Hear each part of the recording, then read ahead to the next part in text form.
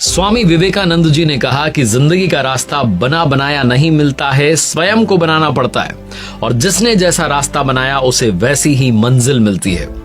स्वामी विवेकानंद जी ने सिर्फ बातें कही नहीं बल्कि उन पर चलकर दिखाया। यंगस्टर्स को आइडियोलॉजी नहीं दी बल्कि उनके लिए अपॉर्चुनिटीज के दरवाजे खुलवाए। एक बार की बात है, प्लेन में थे स्वामी जी, उनके साथ में जमशेद जी टाटा साहब जो थे वो अमेरिका जा रहे थे।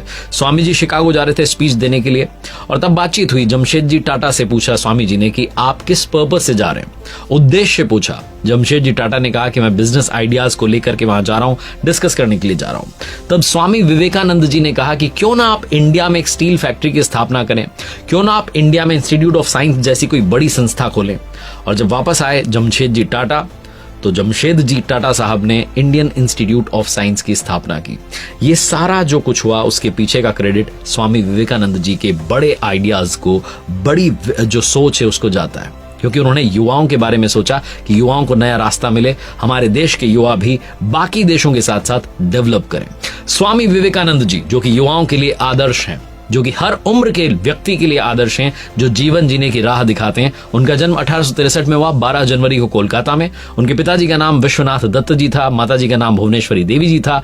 स्वामी विवेकानंद जी संन्यास धारण करने से पहले जो उनका नाम था वो था नरेंद्र नाथ दत्त। उनके गुरुजी का नाम स्वामी रामकृष्ण परमहंस जी था। ये सारी बातें आपको मालूम है, लेकिन शायद वो 5 कहानियां मालूम ना हो जो जीवन जीने का रास्ता दिखाती हैं। स्वागत है आपका, आप देख रहे हैं लर्निंग सीरीज सीखोगे नहीं तो जीतोगे कैसे। मेरा नाम है आरजे कार्तिक। आइए शुरू करते हैं 5 वो अनटोल्ड स्टोरीज। सीखने वाली पहली बात, पहली कहानी आपको सुनाता हूं जो समझाएगी कि जीवन में भाव सबसे महत्वपूर्ण है।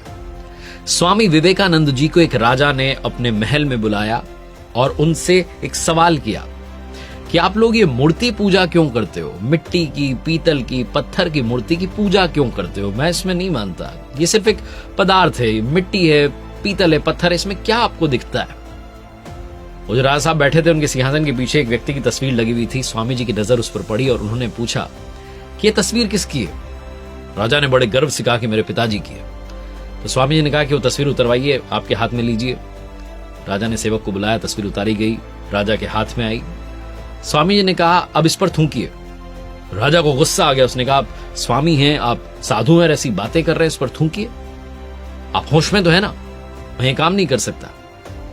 स्वामी विवेकानंद जी ने राजा को समझाते हुए कहा कि ये तस्वीर तो सिर्फ एक कागज का टुकड़ा है, इस पर रंग जो है उकेरे गए हैं, ना तो इसमें जान है, ना आवाज है, ना ये सुन सकती है, ना देख सकती है, ना आपको कुछ कह सकती है। आप थूक दीजिए, क्या है इसमें, ना हड्डी है ना प्राण है। आप क्यों नहीं थूक रहे? क्योंकि आपको इस तस्वीर में अपने पिताजी नजर आते हैं, ठीक वैसे ही मुझे उस मूर्ति में भगवान नजर आते हैं। मेरे लिए वो मिट्टी की, पीतल की, पत्थर की नहीं है, मेरे लिए वो साक्षात प्रभु हैं और उनसे मैं प्रार्थना करता हूं, उनसे मैं सवाल जवाब करता हूं, उनसे मैं बात करता हूं। ठीक वैसे ही जैसे आप अपने पिता का स्वरूप इस तस्वीर में देखते हैं, मैं भी बस उस मूर्ति में उन प्रभु का जो रूप है उसे देखता हूं। छोटी सी कहानी सिखाती है कि भाव ही भगवान है। जहां आपने भाव केंद्रित किया बस वहीं आपकी श्रद्धा टिक जाती है और प्रभु से आपकी बात होना शुरू हो जाती है। दूसरी कहानी, दूसरी बात सीखने को मिलेगी। स्वामी विवेकानंद जी विदेश गए हुए थे। उनके स्वागत के लिए कई सारे लोग आए, हाथ बढ़ा करके उनकी तरफ कहा हेलो। तो स्वामी जी ने दोनों हाथ जोड़ करके कहा नमस्ते। तो उनमें से कुछ लोगों को लगा कि शायद स्वामी जी को इंग्लिश नहीं आती है, तो उनमें से एक ने हिंदी में कहा कि कैसे हैं आप? तो स्वामी जी ने कहा I am fine, thank you. जैसे ही सुना वो लोग चौंक गए। उन्होंने कहा कि आप गजब कर रहे हैं, हमने आपसे इंग्लिश में बात की, आपने हिंदी में जवाब दिया, हमने आपसे हिंदी में बात की, आपने इंग्लिश में जवाब दिया। तो स्वामी विवेकानंद जी ने कहा कि हाँ बिल्कुल, क्योंकि पहले आप अपनी मातृभाषा को सम्मान दे रहे थे तो मैंने भी अपनी मातृभाषा को सम्मान दिया, लेकिन जब आपने मेरी मां को सम्मान दिया तो मैंने भी आपकी मां को सम्मान दिया। छोटी सी कहानी सिखाती है कि लाइफ में वैल्यूज बहुत इंपॉर्टेंट होती हैं, संस्कार बहुत इंपॉर्टेंट होते हैं। अपनी मिट्टी से, मातृभाषा से मोहब्बत करते रहिए। तीसरी कहानी बड़ी मजेदार है। स्वामी विवेकानंद जी और जर्मनी में संस्कृत भाषा के विद्वान professor Paul Dyson Sanskrit literature पर चर्चा कर रहे थे, साहित्य पर। किसी रीजन से पॉल डायसन को बाहर जाना पड़ा घर से, तो वहां लिविंग रूम में जहां बैठे हुए थे वहां पर बड़ी सारी बुक्स रखी हुई थी। स्वामी जी ने एक बुक उठाई, कविताओं का संकलन था, पोइट्रीज का कलेक्शन था, उसे पढ़ने में बिजी हो गए। 200 पेजेस की वो बुक थी। स्वामी जी उसे पढ़ते रहे। पॉल डायसन कब आकर के बैठ गए उन्हें मालूम नहीं चला। प्रोफेसर डायसन को लगा कि स्वामी विवेकानंद जी मुझे इग्नोर कर रहे हैं, उन्हें अच्छा नहीं लगा। लेकिन ठीक है, वो इंतजार करते रहे। स्वामी जी ने बुक पूरी फिनिश की, उसके बाद में रखी तो देखा कि सामने प्रोफेसर डायसन बैठे हुए हैं। तो स्वामी जी ने माफी मांगते हुए कहा कि माफ कीजिएगा, मुझे मालूम नहीं चला आप कब आए। तो प्रोफेसर डायसन को इस बात पर विश्वास नहीं होने लगा कि मेरा मजाक उड़ा रहे हैं। स्वामी जी को इस बात की भनक लग गई, समझ गए वो। तो उन्होंने कहा कि अरे मैं आपको बुक्स में से, आप लीजिए इस बुक को, मैं इसमें से कविताएं आपको सुना देता हूं, मैंने याद कर ली। तो प्रोफेसर और हंसने लगे, कहने लगे आप गजब कर रहे हैं, एक तो आपने इग्नोर कर दिया, फिर ऊपर से मजाक कर रहे हैं। 200 पेजेस की बुक है, 200 पन्नों की किताब 1 घंटे में कोई कैसे पढ़ सकता है? स्वामी विवेकानंद जी ने कहा कि बस यही तो खेल है, पावर ऑफ कंसंट्रेशन। आप समझिए, जीवन में एकाग्र चित्त होना बहुत जरूरी है। मैं सारा ध्यान किताब में ला करके पढ़ रहा था, इसलिए मुझे याद है। ये छोटी सी कहानी तीसरी बात सिखाती है कि जीवन में अगर आप एकाग्र चित्त नहीं हैं तो चाहे जिस भी एक्टिविटी को आप कर रहे हैं, जिस भी काम को आप कर रहे हैं, घर का काम कर रहे हैं, बाहर का काम कर रहे हैं, अपना बिजनेस कर रहे हैं, पढ़ाई कर रहे हैं, परीक्षा की तैयारी कर रहे हैं, खेल रहे हैं, अगर आप उस मोमेंट में नहीं हैं, कंसंट्रेशन के साथ नहीं हैं, तो आप अपना 100% नहीं दे रहे हैं और ना ही आपको एक्सपेक्टेशंस रखनी चाहिए कि मुझे 100% रिजल्ट मिलेगा। चौथी कहानी सिखाती है कि जीवन में असली खुशी क्या है। अमेरिका में स्वामी जी रुके हुए थे, अपने दौरे पर थे। जिस घर में रुके हुए थे वहां वापस आए अपनी स्पीच खत्म करने के बाद, लोगों से मिलने के बाद में। और स्वामी विवेकानंद जी की आदत थी कि वो अपना भोजन खुद ही बनाते थे। तो आकर के उन्होंने कुछ चपातियां अपने लिए सेकी, सब्जी तैयार की। वो भोजन के लिए बैठने वाले थे कि तभी कुछ बच्चे आ गए। बच्चों का आना जाना लगा रहता था स्वामी विवेकानंद जी के पास में, और बच्चे भूखे थे। उन्होंने कहा कि हमें भूख लगी है। तो स्वामी जी ने जितना अपना भोजन था सारा बांट दिया। उस घर के जो मालिक थे, जो लोग वहां रहते था, जो परिवार वहां रहता था, उन्होंने कहा कि स्वामी जी आपने क्या किया, आप तो आपके पास में कुछ भी नहीं, आप क्या खाएंगे, फिर से आपको बनाना पड़ेगा क्योंकि आप हमारे हाथ का बना हो तो खाएंगे नहीं।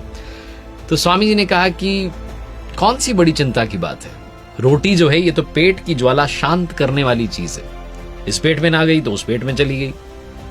और वैसे भी जीवन में याद रखना, देने का जो आनंद होता है वो लेने के आनंद से काफी बड़ा होता है। खुशियां बांटने से मिलती हैं, सिर्फ ऐसे मांगने से नहीं मिलती है। इसलिए अगर आपको थोड़ा भी ज्यादा मिला है तो बांटना शुरू कीजिए। यही सिखाती है चौथी कहानी। और पांचवी कहानी जो सिखाती है कि जीवन में अपने चैलेंजेस को भी चैलेंज करना शुरू कीजिए। एक बार वाराणसी के मंदिर में स्वामी विवेकानंद जी निकल रहे थे, तभी उन्हें बहुत सारे बंदरों ने घेर लिया। बनारस के मंदिर से जब वो निकले तो स्वामी जी के हाथ में प्रसाद था। बंदर उनके पीछे पीछे भागने लगे, करीब आने लगे, उन्हें डराने लगे। स्वामी विवेकानंद जी वहां से घबरा करके दौड़ने लगे, भागने लगे। ये सारा जो सीन था, दृश्य था, एक बुजुर्ग सन्यासी देख रहे थे और उन्होंने वहीं से आवाज लगाई अपने मंदिर से ही, कहा कि अरे भागो मत, रुको, डरो मत, सामना करो, सामना। जहां स्वामी विवेकानंद जी ने बात सुनी, ऐसा लगा कि उन्हें मार्गदर्शन मिल गया है। वो पलटे बंदरों की तरफ और उनकी तरफ चलने लगे। अब की बार बंदर घबरा करके पीछे हटने लगे, पीछे की तरफ भागने लगे। स्वामी विवेकानंद जी को बड़ा आश्चर्य हुआ और उन्होंने इस सीख को अपने जीवन का सबसे बड़ा सार बना लिया कि डरो मत, सामना करो।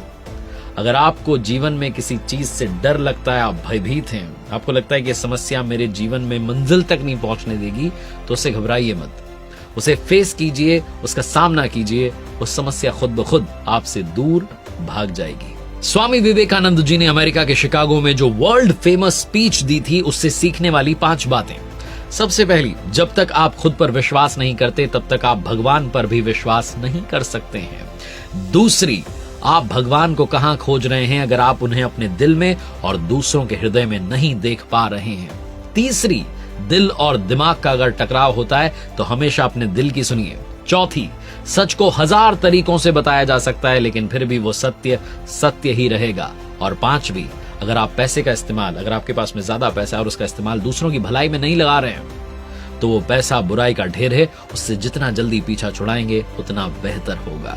एक बार फिर से दोस्तों यही कहूंगा, ऊपर वाले के आशीर्वाद, अपनी मेहनत और अपनों के प्यार के साथ कर दिखाओ कुछ ऐसा कि दुनिया करना चाहे आपके जैसा। याद रखिए, हर सोमवार सुबह 9:30 बजे मेरे साथ देखिए एक नई कहानी, हर शुक्रवार सुबह 9:30 बजे मेरे साथ देखिए लर्निंग सीरीज का एक नया वीडियो। एक नई सीरीज मैंने शुरू की है जिसका नाम है गीता ज्ञान। श्रीमद् भगवद गीता के अलग अलग अध्यायों से आप क्या सीख सकते हैं, देखना मत भूलिए, हर बुधवार सुबह 9:30 बजे।